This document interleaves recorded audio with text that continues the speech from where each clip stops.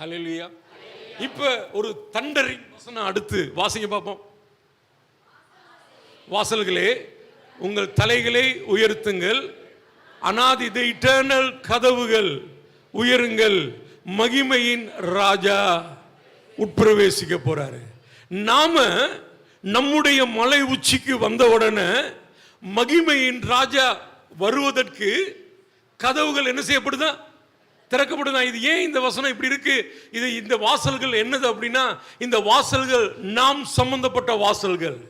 நாம இந்த பர்வதத்துக்கு ஏறின உடனே இந்த அனாதி கதவுகளை திறக்கிற ஒரு பலத்த எக்ஸஸ், ஒரு ஸ்லாக்கியம், ஒரு அதிகாரம், ஒரு வல்லமை நம்ம கைக்கு வந்துருது. மூடப்பட்ட நித்திய கதவுகளை, மூடப்பட்ட பரலோக கதவுகளை திறக்கிற வல்லமை தூதருக்கு கூட கிடையாது. ஆனா அவரை தேடி விசாரித்து அவருடைய சமூகத்தை நித்தமும் நாடுகிற யாக்கோபு என்கிற சந்ததி ultimately going to receive a kind of fire, a kind of power and access. அவங்க போய் ஒரு இடத்துல நிக்க போறாங்க. நித்திய கதவுகள் அவங்களுக்கு முன்னால அசைய ஆரம்பிக்கும். கிரீச்னு ஆரம்பிச்சு மெல்ல மெல்ல கட கட கடன்னு உயர்ந்து திடீர்னு உயர்ந்துரும். இந்த கதவுகள் திறக்காது, இந்த கதவுகள் உயருது. திறக்கிறதா இருந்தா நம்ம மனுஷர் செய்யணும், உயர்றதா இருந்தா தேவன் தான் மேல இருந்து தான் தூக்கணும். அதனாலதான் திறங்குன்னு போடல, திறங்குன்னு தானே போட்டிருக்கணும். இந்த கதவை யாரும் கண்டதில்லை. ஒரு கதவு இருக்குன்னு நமக்கு தெரியும், அந்த கதவை திறங்கன்னு தான் போட்டிருக்கணும். ஆனா திறங்கன்னு போடல.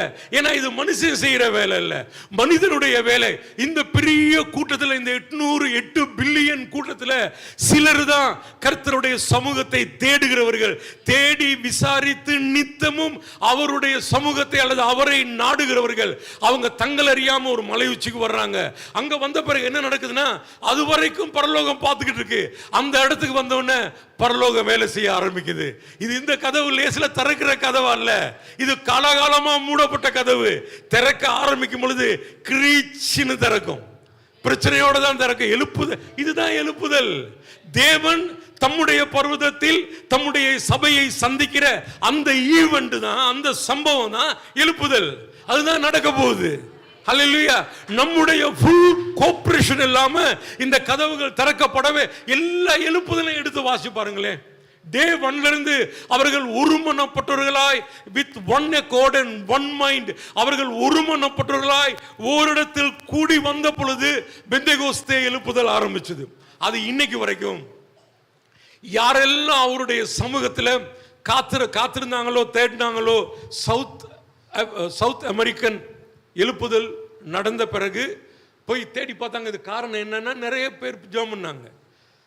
அதுல ஒரு தம்பி, ஒரு 17 வயசு தம்பி, காலேஜ் பையன், எத்தனை வயசு தெரியல, ஒரு காலேஜ் பையன் ஒரு குடிசையில் ஒரு மூலையில் இருந்து ஜெபம் பண்ணிக்கிட்டு இருந்திருக்காரு. இது வந்து பீட்டர் வெக்னர் அவங்க எழுதியிருக்காங்க, இந்த புக்கில் எழுதியிருக்காங்க. இதை நம்புறதுக்கே எனக்கே கஷ்டமா இருக்கு. அவன் முழங்காலில் இருந்த அந்த தம்பி ஜெபித்த அந்த கண்ணீர் ஆறு மாதிரி ஓடி ஒரு தடத்தை அந்த இடத்துல என்ன பண்ணியிருக்குது, ஏற்படுத்தி இருக்கு. நம்மளால நம்ப முடியுமா? எனக்கே நம்புறது கஷ்டமா தான் இருந்தது.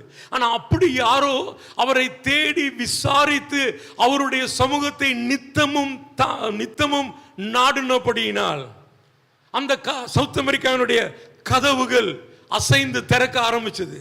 பில்லி சுனியம் பண்றவங்க, அப்புறம் விச்கிராஃப்ட் பண்ற ஆண்களும் பெண்களும் திரள் கூட்டமாய் உலகம் முழுதும் அறிகிற அளவுக்கு பிரம்மாண்டமான ஊழியக்காரர்கள், சாதாரண சமூகத்தில் சாதாரணமா வந்தவங்க, அங்க அந்த சாதா வேலைகள் இருந்தவங்க, ஒரு பாபர் ஏறக்குறைய 80,000 90,000 பேய்களை மக்களை பேயிலிருந்து விடுதலை ஆக்கி இருக்காரு. ஒவ்வொருத்தரும் அப்படி பண்ணியிருக்காங்க. ஏன்னா யாரோ ஒரு ஆள் அங்க தேட ஆரம்பிச்சாங்க. ஹல்லேலூயா. வாசல்களே உங்கள் தலைகளை உயர்த்துங்கள், அனாதி கதவுகளே உயருங்கள், மகிமையின் ராஜா உட்பிரவேசிப்பா. மை குட்னஸ் மீ, இதுக்குள்ள பிரவேசிக்க போறாரு. நம்முடைய செட்டப்புக்குள்ள வர போறாரு, நமக்குள்ள வர போறாரு. இன்னைக்கு வந்துட்டாரான்னா ஆமா இல்ல, ரட்சிப்புக்கு ஏதுவா வந்துட்டாரு, ஜெபங்களுக்கு பதில் கொடுக்கிற மாதிரி வந்துட்டாரு. ஆனா அந்த ஃபுல் ஸ்விங்ல தேவனுடைய ஆவியானவர் நம்மத்தில வந்து கண்ட்ரோல் எடுத்து இங்கே அவர் கிரியை செய்தாருன்னா, தெருவில் போறவங்க, மெயின் ரோட்ல போறவங்க எல்லாம் விழுந்து ஓடி வர்ற அந்த அளவுக்கு இன்னும் மகிமையின் ராஜா உட்பிரவேசிக்கல. ஹல்லேலூயா. நம்ம சும்மா பேசிக்கிட்டு இருக்கும் பொழுதே கட்டுகள் எல்லாம் உடைந்து பேய்கள் ஓடி நோய் சுகமாகி யாருமே எதுவுமே செய்யல, எல்லாமே ஆராதிக்கிறாங்க. தன்னை போல நடக்கிறதெல்லாம் நடக்கணும், நடக்கல இது வரைக்கும். நடக்கணுமா இருந்தா இந்த மகிமையின் ராஜா உள்ள வரணும். அவர் வர்ற வரைக்கும் நம்புங்க, பெருசா எதுவுமே நடக்காது. நம்ம வேணும்னா போட்டு என்ன பண்ணலாம், ஜோம் பண்ணிட்டு இருக்கலாம். நம்ம செய்யதான் வேணும், விடுதலையை கொண்டாடதான் வேணும். அவர் வரலன்னு நம்ம சும்மா இருக்க முடியாது, நம்மளும் வேலை செஞ்சுட்டு தான் இருக்கிறோம். ஆனா there is another procedure, there is another route. வழிகளிலே நின்று பூர்வ பாதைகள் எவை என்று விசாரித்து நல்ல வழி என்னன்னு பார்த்து அதிலே நடுவுங்கள் அப்படின்னு எரேமியாவில் பார்க்கிறோம். இதுதான் அந்த நல்ல வழிகள். ஹல்லேலூயா. அவருடைய சமூகத்தை நித்தமும் நாடுகிற யாக்கோபு என்னும் சந்ததி. ஹல்லேலூயா. அப்படி அந்த சந்ததி எழும்பின உடனே மை குட்னஸ், வாசல்கள் உயர, இந்த பர்வதத்துக்கு அப்பால இந்த வாசல்கள் உயருது. மகிமையின் ராஜா உட்பிரவேசிக்கிறார். யார் இந்த மகிமையின் ராஜா? அவர் யுத்தத்தில் பராக்கிரமுள்ள கர்த்தராமே. ஹல்லேலூயா. அவர் யுத்தத்தில் பராக்கிரமுள்ள கர்த்தர். யார் இந்த மகிமையின் ராஜா? அவர் வல்லமையும் பராக்கிரமும் உள்ள கர்த்தர். வல்லமை, பவர், பராக்கிரமம், ஸ்ட்ரென்த் ரெண்டுமே அவரோட வருது. இதோட கூட வர்றாரு. அவர் யுத்தத்தில் பராக்கிரமும் உள்ள கர்த்தர். நீங்க நம்ப மாட்டீங்க, ஒருவேளை நமக்கு இந்த ஒத்தத்தில் வழி வருதுன்னு வச்சுக்கோங்க, நம்ம கடந்து டாக்டர்ஸ்டெல்லாம் போவோம், வந்து ஜெபம் பண்ணுவோம். நம்ம நிறைய பேர் அது ஒரு வியாதியா தான் பார்க்கிறோம், அதை ஒரு யுத்தமா பார்க்கறதே இல்லை. அது ஒரு யுத்தம். நீங்க ஆவிக்குரிய பிரகாரமா படிச்சு பார்த்தீங்கன்னா, எந்த காரியமெல்லாம் தேவன் ஒரு மனிதன்ல சிருஷ்டிக்கலையோ, சிருஷ்டிக்காம அவன்ல வந்ததோ, வியாதியா இருக்கட்டும், வறுமையா இருக்கட்டும், கட்டுகளா இருக்கட்டும், கீழ்ப்படியாமையா இருக்கட்டும், நம்ம நினைக்கிற காரியங்கள் நடக்காம தாறுமாறா முன்னுக்கு பின் முரணா நடக்கிற எல்லா காரியமே ஒரு யுத்தம் தான், நம்ம மேல தொடுக்கப்பட்ட ஒரு யுத்தம். இந்த யுத்தங்கள் ஜஸ்ட் லைக் தட் இல்லாம போகணும்னா இந்த மகிமையின் ராஜா என்ன செய்யணும்? என்னைக்கோ வரணும், என்னைக்கோ வருவாரு, எல்லாம் நடக்கும் அப்படின்னு காத்திருக்க வேணாம். நீங்க தேட ஆரம்பிச்ச உடனே இந்த வாசல்கள் உங்களுக்காக திறக்க ஆரம்பிக்குது. அது தனிப்பட்ட முறையிலேயே நடக்கும், சபை அளவுலையும் நடக்கும். ஆரம்பத்தில் எனக்கு இது புரியவே இல்லை, ஆனா பிறகு கர்த்தர் சொல்லும் பொழுது நீ தேட ஆரம்பிச்சா, ஹல்லேலூயா. யார் இந்த கதவை திறக்கிறதுன்னு நினைக்கிறீங்க? யார்? இந்த கதவுக்கே காவலாளிகள் இருக்கிறாங்க. இந்த கதவுக்கே எப்போ திறப்போம்னு காத்துக்கிட்டு இருக்கிறவங்க இருப்பாங்க. அவங்க எது வரைக்கும் காத்துக்கிட்டு இருக்காங்கன்னா, இந்த மகிமையின் ராஜா நடை போட நடக்க ஆரம்பிக்கிற வரைக்கும் பார்த்துக்கிட்டு இருப்பாங்க. ஹல்லேலூயா. இங்கே உங்க பிரசன்ன வேணும், நீங்க வேணும்னு கேட்க ஆரம்பிச்சு அதுல நம்ம சீரியஸ் ஆகிற நேரத்தில் அங்க அவர் நடக்க ஆரம்பிக்கிறார். இது கதை இல்லை, திஸ் இஸ் பைபிள் எவ்ரிவேர். இதான் முழு வேதமும். இதை தான் மறுபடி ஒவ்வொரு எழுப்புதலையும் தனிப்பட்ட வாழ்க்கைகளையும் இதை தான் எழுதி வச்சிருக்காங்க. ஹல்லேலூயா. அவர் அங்க ஆரம்பிக்கணும்னா இங்கே நாம ஆரம்பிக்கணும். ஹல்லேலூயா. பூமியும் அது நிறைவும் பூச்சக்கரமும் அதன் குடிகளும் கர்த்தருடையவைகள். அவரே அதை கடல்களுக்கு மேலாக அஸ்திபாரப்படுத்தி நதிகளுக்கு மேலாக ஸ்தாபித்தார். ஹல்லேலூயா.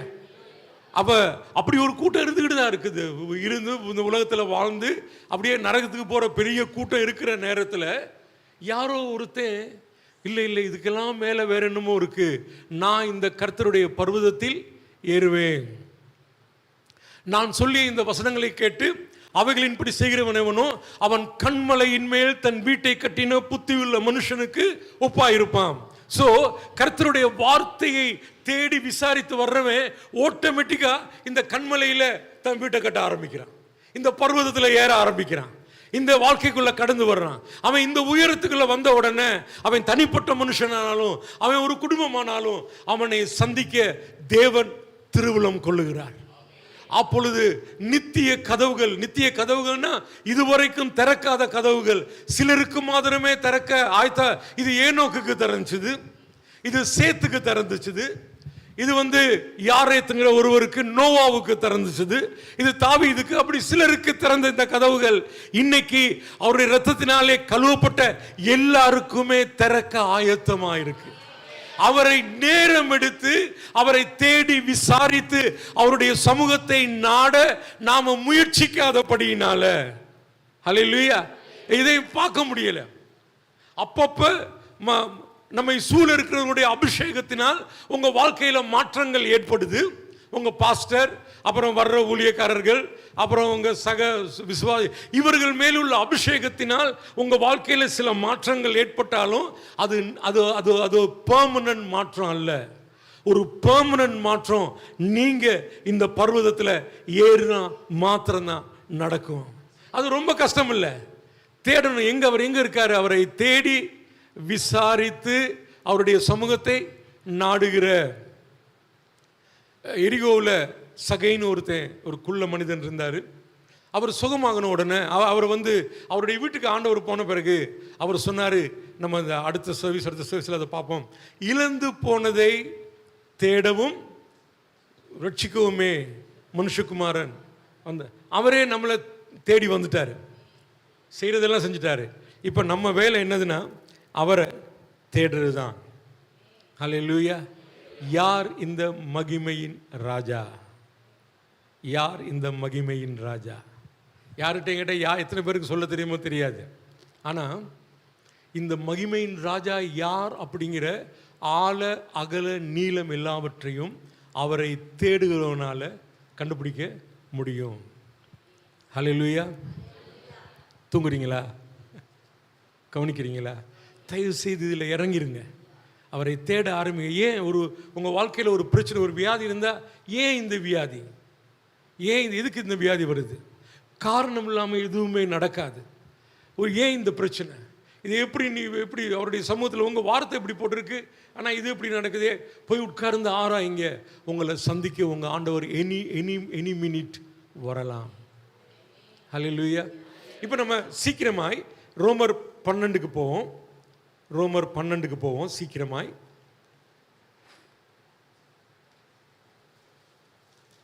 நன்றி ஆண்டவரே. Lord, all the glory belongs to you. நீங்க தான் மகிமையின் ராஜா,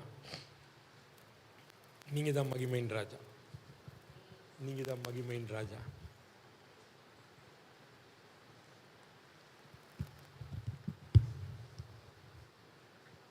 இந்த முதல் 2 வசனத்தையும் வாசிக்கிறேன் பாருங்க.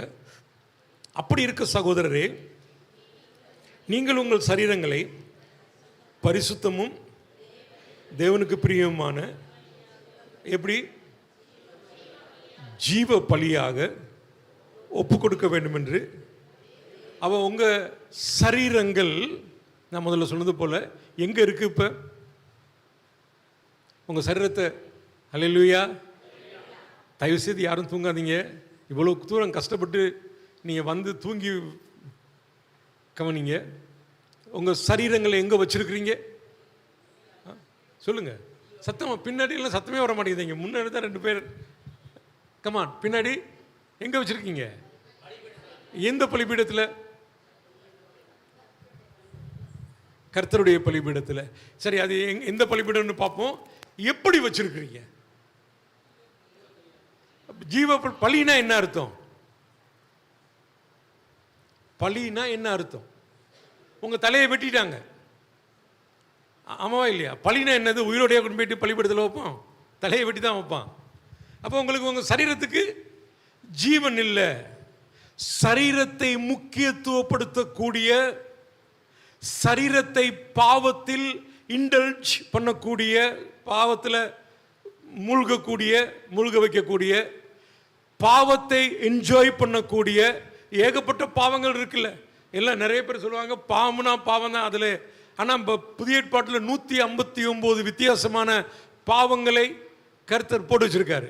நான் ரொம்ப வாலிப வயதாக இருக்கும் பொழுது ஒரு நாள் நல்ல தெளிவாக எனக்கு தெரியும் கர்த்தர் சொல்கிறாருன்னு. அவர் சொன்னார், இந்த 159 இந்த பாவம் எல்லாம் தான் லிஸ்ட் பண்ணி இதை செக் பண்ணு உன்னோடன்னு. நான் உபவாசம் இருக்கும் பொழுதெல்லாம் இந்த பாவங்களை செக் பண்ண ஆரம்பிப்பேன். வன்மம், கோபம், ஒவ்வொன்றையா செக் பண்ணுவேன் இருக்கா அப்படின்ட்டுன்னு. ஓகே, ஸோ இது எல்லாமே ஆவியில் இந்த பாவங்கள் காணப்படாது. ஆவியில் பெருமை ஒன்று மாத்திரம் வரும், மற்றபடி எல்லா பாவமே சரீரத்தில் தான் இருக்குது. அதை கழுத்தை விட்டு பலிபீடத்தில் வச்சுட்டா சுத்தமாக முடிஞ்சு போச்சு கதை. இந்த பிரச்சனையே இருக்காது. ஆனால் பாருங்க, அடுத்த வசனம் பாருங்க. நீங்கள் இந்த பிரபஞ்சத்துக்கு ஒத்த வேஷம் தெரியாமல் தேவனுடைய நன்மையும் பிரியமும் பரிபூர்ணமான சித்தம் இன்னதென்று சொல்லுங்க. எப்படி அறியணுமா? எப்படி அறியணுமா? எப்படி அறியணுமா? சத்தமா சொல்லுங்க, சத்தமா சொல்லுங்க. பின்னாடி ப்ளீஸ், பின்னாடி இருக்கவங்க. நம்ம கர்த்தருடைய சித்தத்தை எப்படி அறிய முயற்சிப்போம்? ஓட்டமா என்ன செய்வோம்? அல்லேலூயா. தூங்குறவங்க சொல்லுங்க அல்லேலூயா. ஒன்று நம்ம யாரை கல்யாணம் கட்டணும், எத்தனை ப்ராஃபிட்ஸ் இருக்காங்களோ அத்தனை ப்ராஃபிட்ஸ்கிட்டே ஓடுவோம். அது தப்புலாம், நான் தப்புன்னு சொல்லலை, அதில் தப்புன்னெல்லாம் நான் சொல்லலை. ஆனால் நமக்கு ஒரு காரியம் ஆகணும்னா நேராக ஒரு ப்ராஃபிட் கிட்ட ஓடிடுவோம். சொல்லுங்க ஆண்டவர் என்ன சொல்றாருன்னு சொல்லுங்க அப்படின்னு. ஆனால் இங்கே என்ன போட்டிருக்குன்னா, நீங்க பகுத்தறிந்து, ஹல்லேலூயா, நீங்க என்ன செய்யணுங்கிறத திட்டமும் தெளிவுமாய் தேவனுடைய வார்த்தை உங்களுக்கு சொல்லுது. அதுல நீங்க போய் ரெண்டாவது முறை கேள்வி கேட்டுட்டு இருக்க வேணாம். டிசர்ன்மெண்ட், ஒரு வரத்தையே டிசர்னிங் கிஃப்ட் அப்படின்னு டிசர்ன் பண்றது, அந்த கிஃப்ட் பகுத்தறிகிற வரத்தையே கொடுத்திருக்கிறார். ஹல்லேலூயா. நீங்க தான் கர்த்தருடைய நன்மையும் பிரியமும் பரிபூர்ணமான சித்தம் இன்னதுன்னு பகுத்து அறிந்து உங்கள் மனம் புதிதாகிறதுனாலே என்ன அறிங்க? எவ்வளவு வேலை பகுத்தறிகிறீங்க, மனம் புதிதாகுது, அப்புறம் மறுரூபமாகறீங்க. ஹல்லேலூயா. உங்க சரீரம் பலிபீடத்தில் இருக்கு, உங்க மனம் எங்க இருக்குது? கர்த்தருடைய நன்மையும் பிரியமும் பரிபூர்ணமான சித்தத்தை அது உள்ளுக்கு இந்த மனம் போய்கிட்டே இருக்குது. பகுத்தறிஞ்சு போகுது. எது சரி எது தப்பு, கேட்கிற வார்த்தை, கேட்கிற பிரசங்கம், உங்களோட பேசப்படுகிற வார்த்தை, வெளிப்பாட்டு வார்த்தைகள், இது எல்லாத்தையும் டிசைன் பண்ணி யாரும் உங்களுக்கு சொல்ல மாட்டாங்க தண்ணி குடிக்காது, தண்ணி அடிக்காது அப்படின்ட்டு போய் யாரும் சொல்ல மாட்டாங்க. உங்களுக்கே பகுத்தறியணும். பகுத்தறியறதுக்கு வார்த்தை உங்களுக்கு ஹெல்ப் பண்ணும். நீங்கள் துன்மார்க்கத்துக்கு ஏதுவான மதுபான வெறி கொள்ளாமல் போட்டிருக்கும் பொழுது எந்த எக்ஸ்கியூஸ்லையும் நீங்க போய் தண்ணி அடிச்சீங்கன்னா நீங்க என்ன செய்றீங்க? பகுத்தறியறதுல மிஸ் ஆகுறீங்க. நீங்க எதுல பகுத்தறியாம இருக்கிறீங்களோ அதுல உங்க மனம் என்ன செய்யாது? புதிதாகாது. மனம் புதிதாகாம எழுப்புதல் வந்தா கூட நீங்க என்ன செய்ய மாட்டீங்க? மறுரூபமாக மாட்டீங்க. நீங்க எப்படி மறுரூபமாகறீங்கன்னா, மகிமையிலிருந்து மகிமைக்கு மாறி மாறி கிறிஸ்துவை சந்திக்கும் பொழுது கிறிஸ்து இருக்கிற வண்ணமாகவே நீங்கள் அவரை தரிசிப்பதினால் அப்படின்னு போட்டிருக்கு. கிறிஸ்துவை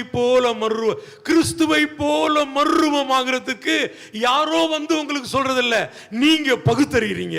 நீங்க கேட்கிற பிரசங்கத்தை, நீங்க பெற்றுக்கிற வெளிப்பாடை, நீங்க வாசிக்கிற பைபிளை, உங்களுக்கு கிடைக்கிற ரேமா வார்த்தையை வச்சுக்கிட்டு நீங்களே டிசைன் பகுத்தறிஞ்சு உங்க சரீரத்தை பலிபீடத்திலையும் உங்க மனதை கர்த்தருடைய சித்தத்திலையும் வச்சு இயேசுவை போல மாறுறீங்க. உங்களை மறுபடி பிசாசு வந்து கட்ட மாட்டான். மறுபடி ஆவி பிடிச்சிருச்சு தொந்தரவு பண்ணது செய்ய மாட்டான். நீங்க இப்ப அவருக்கு முன்னால் நித்திய கதவுகளை திறக்கிற வல்லமை உள்ள, நித்திய கதவுகளுக்கு முன்னால் பூச்செண்டோட மகிமையின் ராஜாவை வரவேற்கிற ஒரு பாத்திரமாக இந்த உலகத்தில் உலாய் வந்துகிட்டு இருப்பீங்க. ஷூரா பாபா ரிக்கலரபா. அதுதான் நம்மை குறித்த தேவனுடைய பெரிய விருப்பம். அவர் நினைக்கிறாரு, ஏன் ஜனம் ஏன் கதவண்டையில என்னை வரவேற்கணும். நான் வந்துட்டா யுத்தத்தை நான் பார்த்துக்கிறேன். நான் வல்லமையும் பராக்கிரமும் உள்ளவர், நான் சேனைகளின் கர்த்தர், எல்லா தூதரும் என் டிஸ்போசல்ல தான் இருக்காங்க. நான் நினைச்சா எதையும் யாருக்கும் எப்பவும் எப்படியும் செய்வேன். இந்த கலக்கம், இந்த கவலை, இந்த ஓட்டம், இந்த தத்தளிப்பு வேண்டாம். அவரை தேடி விசாரித்து அவருடைய சமூகத்தை நாடுகிற யாக்கோபு என்னும் சந்ததியே, உங்க சரீரத்தை பலிபீடத்துக்கு கொண்டு போயிருங்க. உங்க மனதை கர்த்தருடைய சித்தத்துக்குள்ள கொண்டு போயிருங்க. என்ன நடக்குதுன்னு அதுக்கு பிறகு பாருங்க. ஹல்லேலூயா. கர்த்தர் உங்களை ஆசீர்வதிப்பார். அடுத்தடுத்த முறைகளில் நம்ம இதை நிறைய பார்த்துக்கிட்டே போவோம். ஜூனியா 7:10 வரைக்கும் தான் டைம் கொடுத்தாப்புல எனக்கு. I was kidding. So jam பண்ணிடலாமா? அசைவாடும் ஆவியானோரே, தூய்மையின் ஆவியானோரே, அசைவாடும் ஆவியே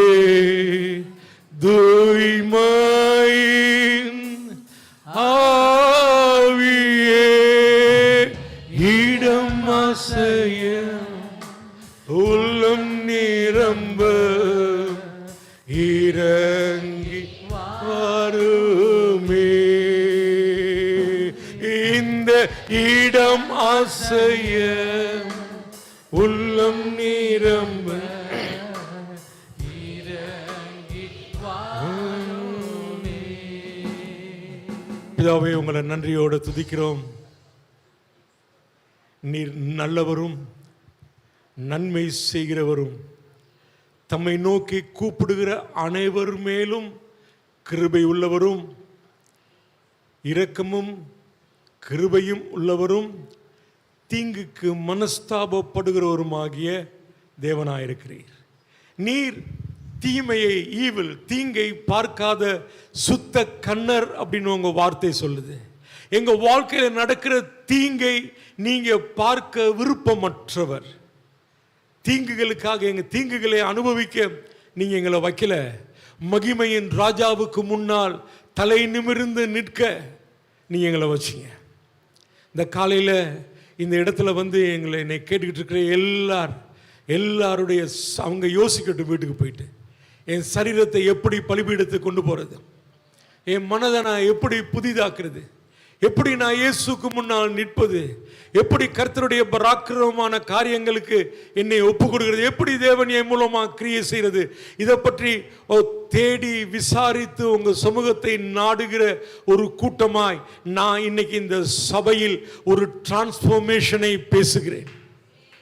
இந்த சபையில் ஒரு பலத்த அபிஷேகத்தை கட்டவிழ்த்து விட்டு, நுகங்களை உடைத்து, கட்டுகளை உடைத்து, கர்த்தருடைய வெளிச்சத்திலும் சத்தியத்திலும் நடந்து, இந்த பர்வதத்துக்கும் கர்த்தருடைய பரிசுத்த வாசஸ்தலங்களுக்கும் நடக்கிற ஆண்டவரே யாத்ரீகர்களாய், பில்கிரிம்ஸாய் நான் உங்க பிள்ளைகளை பேசுகிறேன்.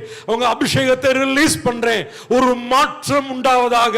அடுத்த லெவலுக்கு உங்க பிள்ளைகளை ஆயத்தப்படுத்துங்க. நீங்க மகிமைப்படுங்க, நீங்க மகிமைப்படுங்க. பலத்ததும் பெரியதுமான காரியங்களை செய்யுங்க. நன்றி சொல்லுகிறோம் இயேசுவின் நாமத்தில் எங்கள் ஜீவனுள்ள மகா பரிசுத்த பிதாவே, ஆமென்.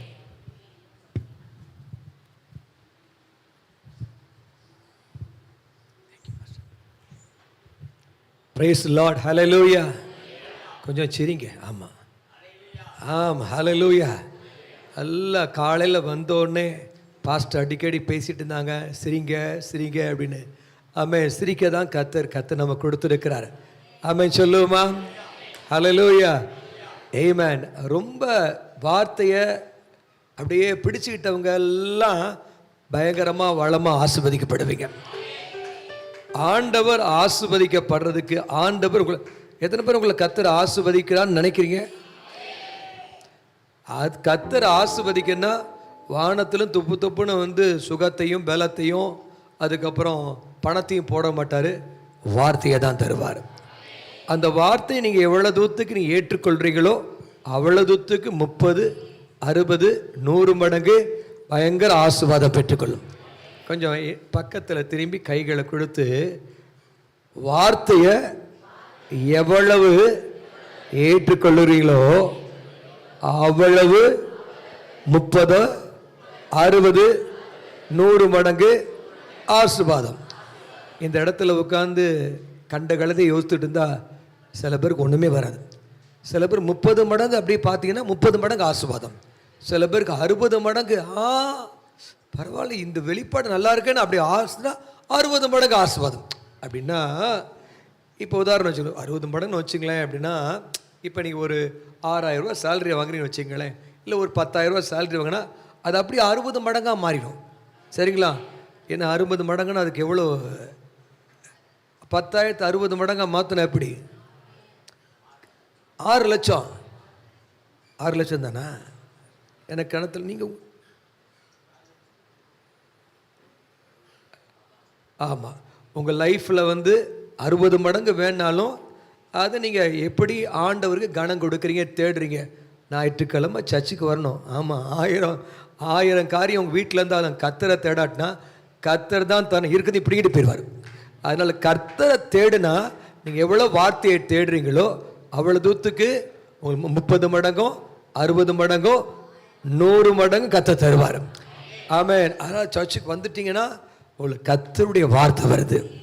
இந்த வார்த்தையை நீங்கள் நான் வேற மாதிரி பேசுவேன், பாஸ்டர் வேற மாதிரி பேசுவாங்க, அப்படி ஒவ்வொருத்தர் ஸ்டைல் வேற. நான் நேராக உள்ளே தட்டி என்ன பண்ணுருவேன்.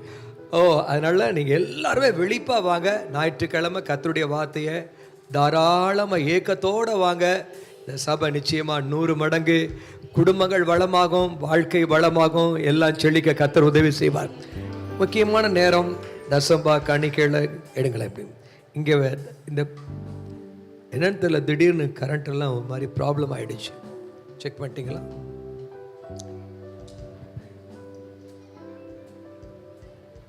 ஓகே, ஒரு பல்லவியை பாடும் பொழுது கர்த்தருடைய ஊழியத்துக்கு நம் காணிக்கைகளை படைக்கும்படியாக கேட்டுக்கொள்கிறேன். டைத் தசமபாகத்தை படைக்கிறவங்க நீங்கள் இந்த ஆஃபரிங் பெட்டியில் முன்பாக எழுந்து போடுங்க. ஆமென். யார் இந்த மகிமையின் ராஜா? தெரியுமா அந்த பாட்டு?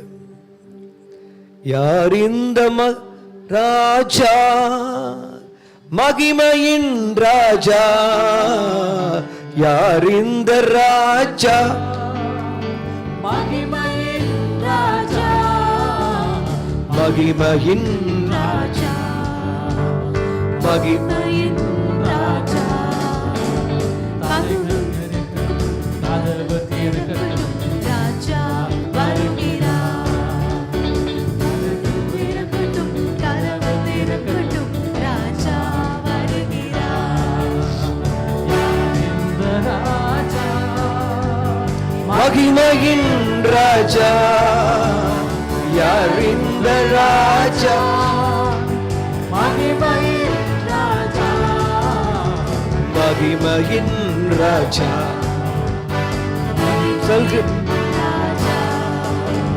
வாசல்களே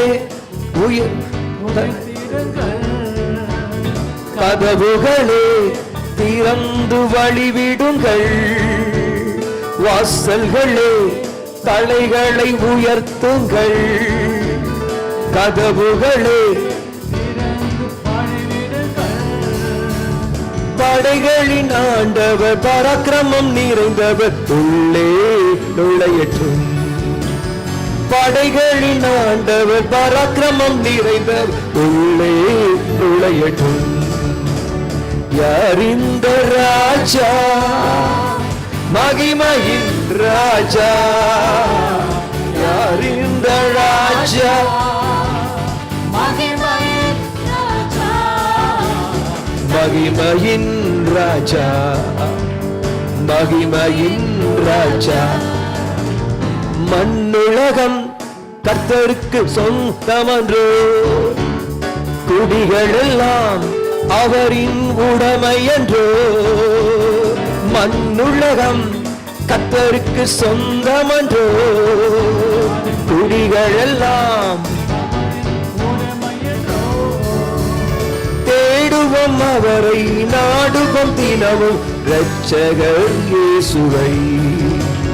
தேடுவோம் அவரை, நாடுவோம் தினமும் இரட்சகர் இயேசுவை. யார் இந்த ராஜா, மகிமையின் ராஜா, யார் இந்த ராஜா, மகிமையின் ராஜா, மகிமையின் ராஜா, மகிமையின் ராஜா. மண்ணுலகம் குடிகள் எல்லாம் அவரின் உடைமை என்றோ. மண்ணுலகம் கர்த்தருக்கு சொந்தமன்றோ, அது குடிகள் எல்லாம் அவரின் உடைமையன்றோ. கைதட்டி தேடுவோம் அவரை, நாடுவோம் தினமும் இரட்சகர் இயேசுவை. தேடுவோம் அவரை, நாடுவோம் தினமும் இரட்சகர் இயேசுவை. சேர்ந்து பாடுவா. யார் இந்த ராஜா, மகிமையின் ராஜா, யார் இந்த ராஜா, மகிமையின் ராஜா, மகிமையின் ராஜா.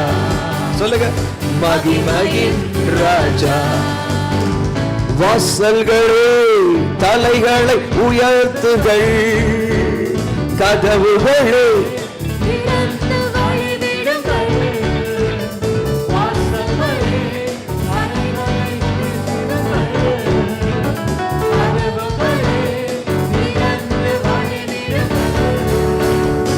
படைகளின் ஆண்டவர் பராக்கிரமம் நிறைந்த உள்ளே நுழையட்டும்.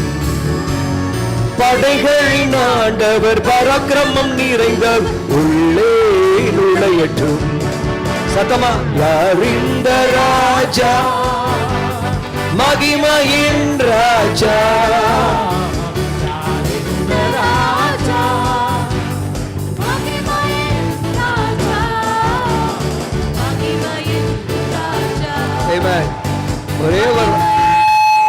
ஒரே ஒரு லைனை மட்டும் நான் திரும்பி கேட்கப்படும். யார் இந்த ராஜான்னு நான் கேட்கும் பொழுது, இந்த பாடல் முதல் லைனை பாடும் பொழுது நீங்க எல்லாம் சத்தமா மகிமையின் ராஜான்னு சொல்ல போறீங்க. ஓகே, யார் இந்த ராஜா,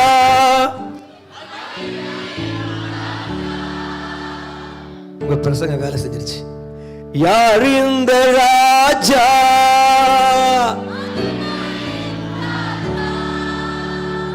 மகிமையின் ராஜா. ஆமென்.